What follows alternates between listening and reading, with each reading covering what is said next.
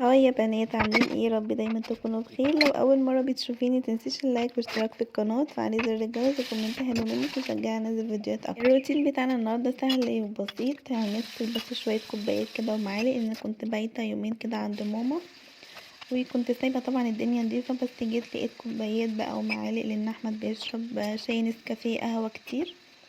بس الحمد لله، يعني يا ريت المواعين كلها تبقى كوبايات بس، يعني يا سلام. تعالوا بقى يا بنات نرغي شويه. انتوا قولولي بقى، انتوا خلصتوا الروتين بتاع الشتاء ولا لا؟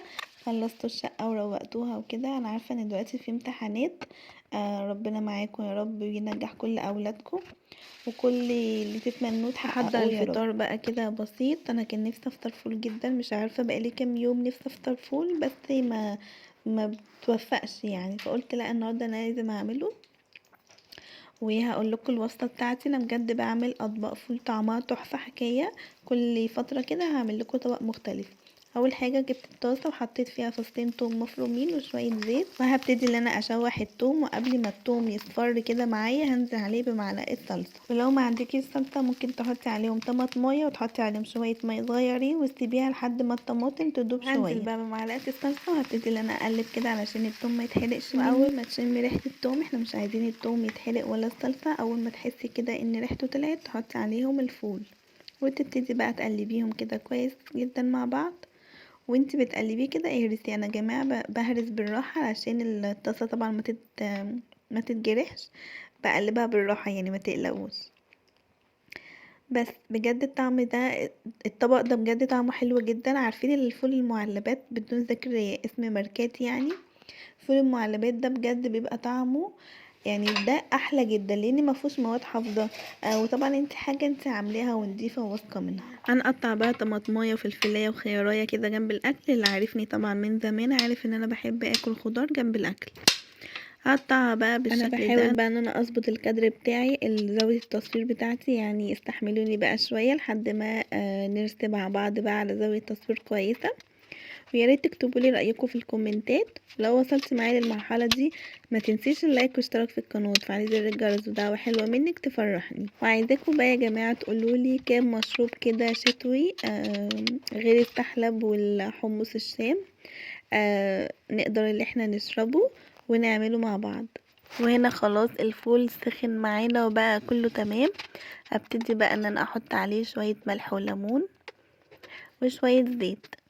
حطي بقى زيت حار او زيت زيتون، بس الافضل انك تحطي زيت زيتون او زيت ذرة علشان تحسي بطعم الثوم والصلصة. لو حطيتي زيت حار هتبقى فول بالزيت الحار، مش هتحسي بالثوم والصلصة. فاهمة قصدي؟ بلاش تحطي كل حاجة في طبق واحد، يعني كل مرة نوعي كده من الاطباق بتاعتك. انا هنا بقى كنت بدوق بجد، كان الريحة كانت فظيعة وكان وحشني جدا وكان نفسي اكله الصراحة قوي. بس كده ده الفطار بتاعي النهارده. حبيت ان انا اغير، انا اصلا قليل لما بفطر. وكان نفسي بجد كلكم تيجوا تفطروا معايا كده ونقعد في البلكونه بقى ونقعد نرغي مع بعض. بعد بقى ما اكلنا وكده قمت بقى اعمل لي كوبايه شاي بلبن كده علشان تظبط بقيه يومي، ونعرف كده ايه افوق كده وابتدي بقى يومي بقى وكده.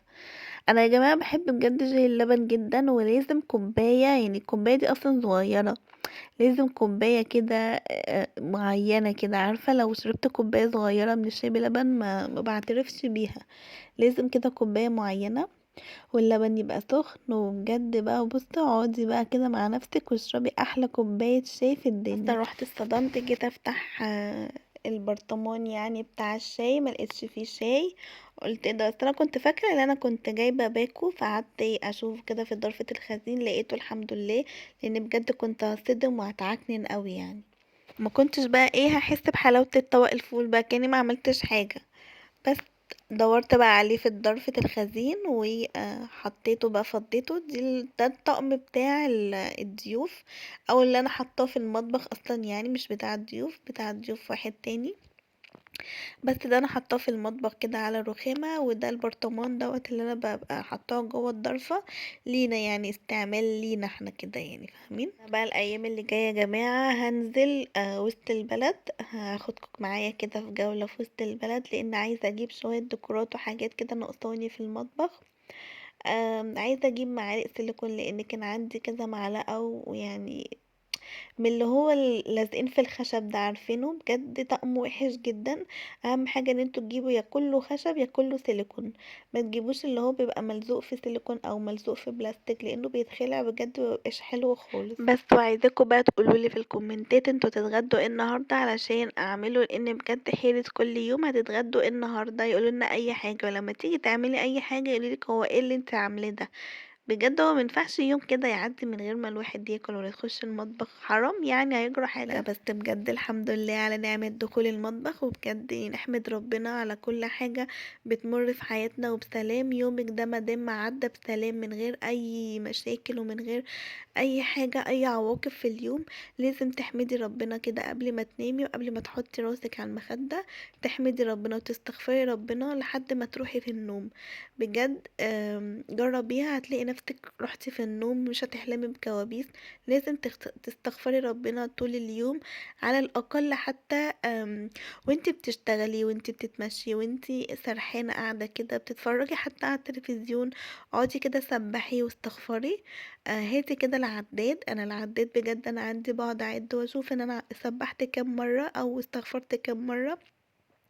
وعلى الأقل اعملي كده قبل ما تنامي، قبل ما تحطي راسك على المخدة. طبعا احنا كلنا بنقعد فترة كده ونقعد نتقلب يمين وشمال لحد ما بننام.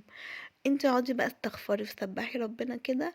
وانتي نايمة هتلاقي نفسك رحتي في النوم ومش هتحلمي بأي كوابيس. بس دي بقى كوباية الشاي بلبن بتاعتنا اللي هتعدل مزاجنا. وعشان بقى تزودي تعلية المزاج بتاعك، قمت بقى فتشت كده في التلاجة، كان في باكو بسكوت كده في الدرج. احمد كان مخبيه مني بس على مين جبته.